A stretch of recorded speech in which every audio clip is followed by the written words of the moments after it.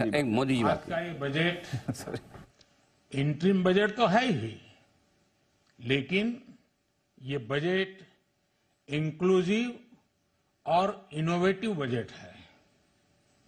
इस बजट में कंटिन्यूटी का कॉन्फिडेंस है। ये बजट विकसित भारत के 4 स्तंभ युवा, गरीब, महिला और किसान सभी को एम्पावर करेगा। निर्मला जी का ये बजट देश के भविष्य के निर्माण का बजट है। इस बजट में 2047 के विकसित भारत की नींव को मजबूत करने की गारंटी है। मैं निर्मला जी और उनकी टीम को बहुत बहुत बधाई देता हूं। साथियों, इस बजट में युवा भारत की युवा आकांक्षाओं का, भारत की यंग एस्पिरेशंस का प्रतिबिंब है। बजट में 2 महत्वपूर्ण निर्णय लिए गए हैं। रिसर्च और इनोवेशन पर 1 लाख करोड़ रुपए का फंड बनाने की घोषणा की गई है। बजट में स्टार्टअप्स को मिलने वाली टैक्स छूट के विस्तार का भी ऐलान किया गया है। साथियों, इस बजट में फिस्कल डेफिसिट को नियंत्रण में रखते हुए कैपिटल एक्सपेंडिचर को 11,11,111 करोड़ रुपए की ऐतिहासिक ऊंचाई दी गई है। अर्थशास्त्रियों की भाषा में कहें तो एक प्रकार से स्वीट स्पॉट है। इससे भारत में 21वीं सदी के आधुनिक इंफ्रास्ट्रक्चर के निर्माण के साथ ही युवाओं के लिए अनगिनत रोजगार के नए अवसर तैयार होंगे। बजट में वंदे भारत स्टैंडर्ड की 40,000 आधुनिक बोगियां बनाकर उन्हें सामान्य यात्री ट्रेनों में लगाने का ऐलान किया गया है। इससे देश के अलग अलग रेल रूट पर करोड़ों यात्रियों में आरामदायक यात्रा का अनुभव बढ़ेगा। साथियों, हम एक बड़ा लक्ष्य तय करते हैं, उसे प्राप्त करते हैं और फिर उससे भी बड़ा लक्ष्य अपने लिए तय करते हैं। गरीबों के लिए हमने गांवों और शहरों में 4 करोड़ से अधिक घर बनाए। अब हमने 2 करोड़ और नए घर बनाने का लक्ष्य रखा है।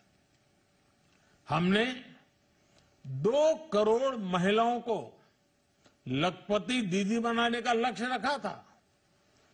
अब इस लक्ष्य को बढ़ाकर 3 करोड़ लखपति दीदी बनाने का कर दिया गया है। आयुष्मान भारत योजना ने गरीबों की बहुत मदद की है।